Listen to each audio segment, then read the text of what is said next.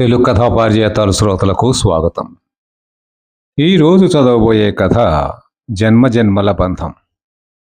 ఈ కథ మన తెలుగు కథలు .comలో 30/4/2025న ప్రచురితమైంది.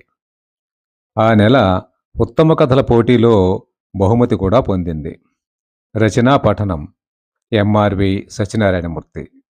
కథ జన్మజన్మల బంధం.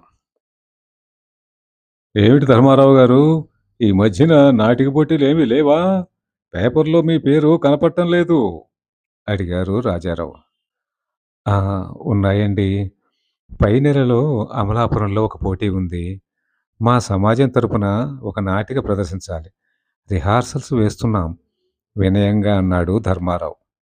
రాజారావు గారు తీసుకున్న బట్టలు ఓ కవర్లో పెట్టాడు. "ఆ, మీకొచ్చే బహుమతుల గురించి పేపర్లో చూసి చాలా ఆనందం కలుగుతుంది. నిజంగా మీరు మా శివపురంలో ఉండడం మా అదృష్టం అండి" అన్నారు రాజారావు మనస్ఫూర్తిగా. "అయ్యో, పెద్దలు మీరంత మాట అనకండి. పొట్ట చేత్తో పట్టుకుని ఈ ఊరు వచ్చాను. వెంకట్రామయ్య గారు ఈ బట్టల కొట్లో ఉద్యోగం ఇచ్చారు. నాకు నా కుటుంబానికి తిండి పెడుతున్న వెంకట్రామయ్య గారిని, ఆదరిస్తున్న ఈ గ్రామ ప్రజలకి నేను ఎంతో రుణపడి ఉన్నాను సార్" అన్నాడు ధర్మారావు 2 చేతులు జోడించి నమస్కరించి. "ఆహా, మీ వినయమే మిమ్మల్ని పైకి తీసుకొచ్చిందండి. ఆ, అమలాపురం పోటీలో మీ నాటికి మంచి బహుమతి రావాలని కోరుకుంటున్నాను" అన్నారు రాజారావు. "అంతా మీ పోటీ పెద్దల ఆశీస్సులు, ఆ భగవంతుడి దయ" అన్నాడు ధర్మారావు తల వంచి. రాజారావు గారు క్యాష్ కౌంటర్ దగ్గరికి వెళ్ళాడు. ధర్మారావు ఆయన వెనకే వెళ్ళి రాజారావు గారు కొన్న బట్టల వివరాలు చెప్పాడు. క్యాషియర్ బిల్ ఇచ్చాడు. రాజారావు డబ్బులిచ్చి బట్టల కవర్ తీసుకుని వెళ్ళిపోయారు. ఇంకో కస్టమర్ రావడంతో ఆయనకు బట్టలు చూపించడానికి ముందుకు కదిలాడు ధర్మారావు.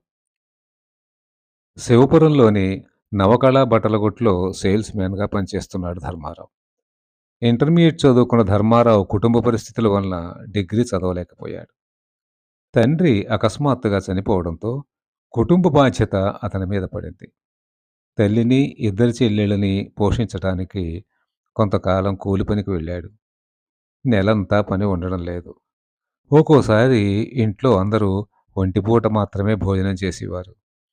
ధర్మారావు తండ్రి సూర్యనారాయణ, రామ్మూర్తి మాస్టారు మంచి స్నేహితులు. రామ్మూర్తి మాస్టారే ధర్మారావుని శివపురం తీసుకువచ్చి బట్టల కొట్లో ఉద్యోగం ఇప్పించారు.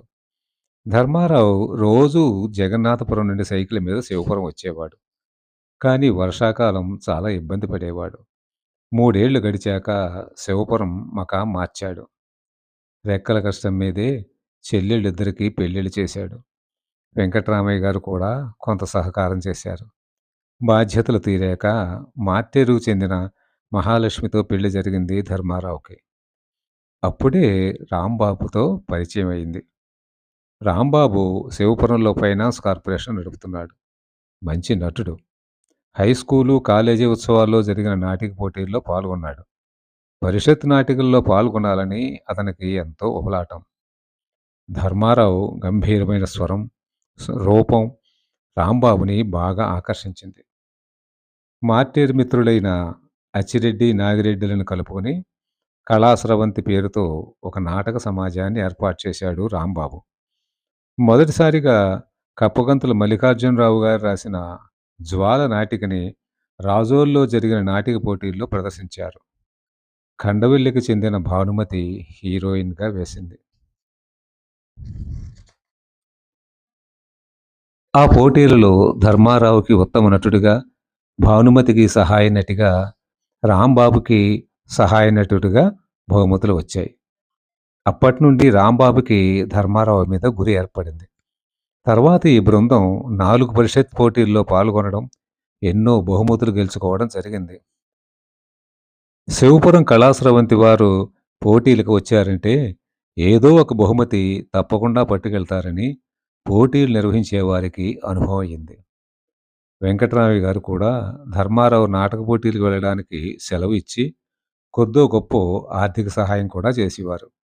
ఆ విధంగా శివపురం పేరు తరచూ పేపర్లో పడుతోంది. మహాలక్ష్మి కూడా భర్తకు చేదోడు వాదోడుగా ఉంటోంది.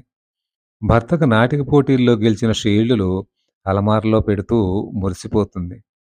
ఇంటికి వచ్చిన వారితో ఏ షీల్డు ఏ ఊరి పోటీల్లో ఇచ్చారో చెబుతూ ఎంతో ఆనందపడుతుంది. గుమ్మడిలా ఎంతో గంభీరంగా ఉండే భర్త గొంతు ఆమెకి చాలా ఇష్టం. ఎంతో సౌమ్యుడు, కళాకారుడు తనకు భర్తగా లభించడం తన అదృష్టంగా ఆమె పొంగిపోతుంది. అమలాపురం నాటిక పోటీలు దగ్గర పడుతున్నాయి. ఇంకా 15 రోజులే సమయం ఉంది.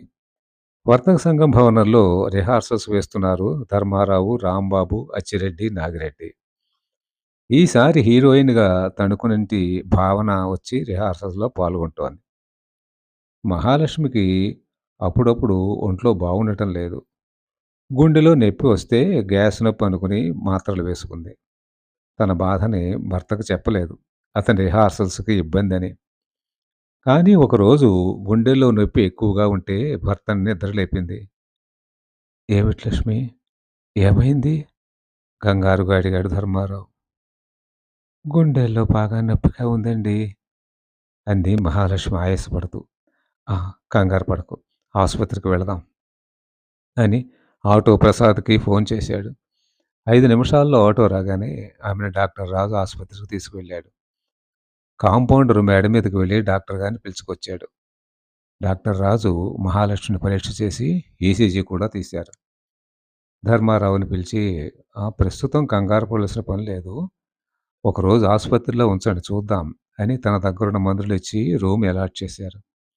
కాంపౌండరు, నర్సుల సాయంతో మహాలక్ష్మిని రూముకు తీసుకువెళ్ళాడు ధర్మారావు. డాక్టర్ ఇచ్చిన టాబ్లెట్లు వేసుకుని నిద్రపోయింది మహాలక్ష్మి. తెల్లవార్లు మేలుకొని ఆమె మంచం పక్కనే స్టూల్ మీద కూర్చుని ఉన్నాడు ధర్మారావు. నవ్వుతూ ఎంతో ఆదరంగా మాట్లాడే భార్యని అలా చూసి చాలా దిగులు పడ్డాడతను. తెల్లవారింది. నర్సుని మహాలక్ష్మికి తోడుగా ఉంచి ఇంటికి వెళ్లి స్నానం చేసి బట్టలు మార్చుకుని మహాలక్ష్మికి ఒక జత బట్టలు తెచ్చాడు ధర్మారావు. నర్సు సాయంతో మహాలక్ష్మి బట్టలు మార్చుకుంది. డాక్టర్ రాజు వచ్చి ఆమెను చూసి సెలైన్ పెట్టమని కాంపౌండర్‌కి చెప్పి వెళ్లారు. ధర్మారావు వెంకటరామయ్య గారికి ఫోన్ చేసి, "సార్, మా లక్ష్మికి ఒంట్లో బాగుండలేదు. ఆసుపత్రిలో ఉంది. ఈరోజు షాపుకు రాలేను" అని చెప్పాడు. ఆయన, "అలాగే, కంగారు పడకు. సరే నీకేమైనా డబ్బు అవసరమైతే చెప్పు, పంపుతాను" అని కూడా అన్నారు. మహాలక్ష్మికి ఒంట్లో బాగుండలేదని తెలిసి రాంబాబు ఆసుపత్రికొచ్చాడు. ధర్మారావుకి ధైర్యం చెప్పి సాయంత్రం మరలా వస్తానని వాగ్దానం చేసి వెళ్ళాడు రాంబాబు. సాయంత్రం రాంబాబు వచ్చేసరికి మహాలక్ష్మికి నీరసం తగ్గింది. డాక్టర్ రాజు మరలా ఆమెను పరీక్షించి 10 రోజులకు మందులు రాసిచ్చి అలసట వచ్చే పనులు చేయకమ్మా అని చెప్పారు. రాంబాబు కేసి తిరిగి చూడండి, మీరు వెళ్ళే ముందు ఒకసారి నన్ను కలవండి" అని చెప్పారు డాక్టర్ రాజు. రాంబాబు ఆసుపత్రి బిల్లు కట్టేసి ధర్మారావు, మహాలక్ష్ములను ఆటో ఎక్కించి పంపించేశాడు. తర్వాత డాక్టర్ రాజు రూమ్‌కొచ్చారు. "రాంబాబు గారు, మీరు ధర్మారావు ఫ్రెండ్స్ అని తెలిసింది. మహాలక్ష్మి గారికి నిన్న వచ్చింది హార్ట్ అటాక్. వాళ్ళకి పిల్లలు లేరని తెలుసుకున్నాను. 10 రోజుల్లో ఆవిడకి ఆపరేషన్ చెయ్యాలి. ధర్మారావుకు చెబితే కంగారు పడతారని మీకు చెబుతున్నాను. ఆవిడని ఒక మనిషి ఎప్పుడూ కనిపెట్టుకుని ఉండాలి" అన్నారు డాక్టర్ రాజు. ఆయనకి థాంక్స్ చెప్పి బయటకొచ్చాడు రాంబాబు. అమలాపురంలో తమ నాటిక ప్రదర్శనకి ఇంకా 5 రోజులే సమయం ఉంది. ఆ రోజు రాత్రి తమ పని మనిషి రత్నాల్ని మహాలక్ష్మికి తోడుగా ఉండమని పంపించాడు రాంబాబు. ధర్మారావుతో, "ఈసారి పోటీకి వెళ్ళడం మానేద్దామా ధర్మ" అన్నాడు రాంబాబు. ఆ మాట వినగానే ధర్మారావు, "వద్దు రాంబాబు, మానొద్దు. వెళదాం. మొదటిసారిగా నువ్వు ఈ నాటికని డైరెక్ట్ చేస్తున్నావు. నాటిక కూడా చాలా బాగా వస్తోంది. అందరం బాగా నటిస్తున్నాం. మన టీమ్‌కి మరియు నీకు బెస్ట్ డైరెక్టర్ అవార్డు వస్తుందని నాకు చాలా నమ్మకంగా ఉంది. భావన గారు కూడా చాలా బాగా నటిస్తున్నారు. తప్పకుండా ఆవిడకి బెస్ట్ హీరోయిన్ రావచ్చు. మా మహాలక్ష్మికి రత్తాలు తోడుగా ఉంటోందిగా" "ఏం పర్వాలేదు. మన రిహార్సల్స్ కంటిన్యూ చేద్దాం" అన్నాడు ధర్మారావు. మిత్రుడి మాట కాదనలేకపోయాడు రాంబాబు. డాక్టర్ కూడా 10 రోజులు గడువిచ్చారు కదా ఆపరేషన్‌కని. అలాగే అన్నాడు రాంబాబు. నాటిక ప్రదర్శన అయ్యాక మహాలక్ష్మి ఆపరేషన్ సంగతి చూడాలని నిర్ణయం తీసుకున్నాడు రాంబాబు. అదే సమయానికి భావన వచ్చింది. వెంటనే టీములో అందరూ రిహార్సల్స్ మొదలుపెట్టారు. అప్పుడు పరీక్షగా చూశాడు రాంబాబు భావన నటనని. ధర్మారావు చెప్పినట్లు ఆమె పాత్రలో పూర్తిగా లీనమై నటిస్తోంది. అద్భుతః అనుకున్నాడు రాంబాబు ఆమె నటనను చూసి. 4 రోజులు రిహార్సల్స్ చాలా పకడ్బందీగా జరిగాయి. టీంలోని మిగతా వారు కూడా ఒకరితో ఒకరు పోటీ పడుతూ నటించారు. ఈసారి పోటీల్లో తమ నాటికకు ఎక్కువ బహుమతులు సంపాదించాలన్న పట్టుదల టీంలో వారిలో ఉండడం గమనించాడు రాంబాబు. మర్నాడే అమలాపురంలో నాటిక పోటీలు ప్రారంభం. పోటీకి 8 నాటికలు ఎంపికయ్యాయి. ముందు రోజు 4 నాటికలు, తర్వాత రోజు 4 నాటికలు ప్రదర్శించాలి. రాంబాబు వాళ్ళ నాటిక ఎనిమిదో నాటిక. అంటే రెండో రోజు చివరగా ప్రదర్శించవలసిన నాటిక. ధర్మ, మేము రేపు ఉదయమే బయలుదేరతాం అక్కడికి. నువ్వు రేపు రెస్ట్ తీసుకుని ఎల్లుండి బయలుదేరిరా. మహాలక్ష్మికి మా రత్తాల్ని తోడుగా ఉండమని చెప్పాను. మేము రేపు అక్కడ ఉండి రేపు ప్రదర్శించే నాటకాలు మేము చూస్తాం అన్నాడు రాంబాబు. అలాగే వెళ్ళండి అన్నాడు ధర్మారావు. మర్నాడు ఉదయమే అందరూ టాక్సీలో బయలుదేరి అమలాపురం వెళ్ళారు. శివపురం నుండి అమలాపురం 5 గంటల ప్రయాణం. టాక్సీలో అయితే 3 గంటల సమయం పడుతుంది. మర్నాడు ధర్మారావు బట్టల కొట్టుకు వెళ్ళి డ్యూటీ చేశాడు. వెంకట్రామయ్య గారు "ముందస్తు అభినందనలు ధర్మారావు" అని షేక్ హ్యాండ్ ఇచ్చి అభినందించారు. "ధన్యవాదాలు సార్" అన్నాడు ధర్మారావు వినయంగా. ఈ నాటిక విజయానికి తామే కాకుండా శివపురంలో చాలామంది ఎదురు చూస్తున్నారని అర్థమయ్యింది ధర్మారావుకి. అమలాపురంలో మొదటి రోజు ప్రదర్శించిన నాటికలు చూసి రాంబాబు బృందం ఆలోచనలో పడ్డారు. మర్నాడు తామందరూ చాలా జాగ్రత్తగా నటించాలని మరోసారి గట్టిగా నిర్ణయించుకున్నారు. మర్నాడు రాంబాబు ధర్మారావు కోసం ఫోన్ చేస్తే నో రిప్లై వచ్చింది. మళ్ళీ ట్రై చేశాడు. మళ్ళీ అలాగే నో రిప్లై వచ్చింది. మధ్యాహ్నం 12 గంటలు దాటాక వెంకట్రామయ్య గారు ఫోన్ చేసిన చెప్పిన విషయం విని నిర్ఘాంతపోయాడు రాంబాబు. అతని కుంటే దడదల్లాడింది. మనసు పరిపరి విధాల పోయింది. ఎటూ తేల్చుకోలేకపోతున్నాడు. సాయంకాలం 6 గంటలకి అమలాపురం వచ్చాడు బస్సులో ధర్మారావు. రాంబాబు అతను చూసి ఆశ్చర్యపోయాడు. ఏదో అడగాలన్న రాంబాబుని అడ్డుకుని, "ఆ! నిన్న ప్రదర్శించిన నాటకాల గురించి చెప్పండి" అని అడిగాడు ధర్మారావు. రాంబాబు, భావన వాటి గురించి అతనికి వివరించారు. ధర్మారావు గంభీరంగా తల పంకించాడు. రాత్రి 10:30కి అమలాపురం నాటిక పోటీ వేదిక మీద శివపురం కళా స్రవంతి వారి బంధన్ నాటిక కొద్ది నిమిషాలలో ప్రారంభమవుతుంది అని ప్రకటించారు.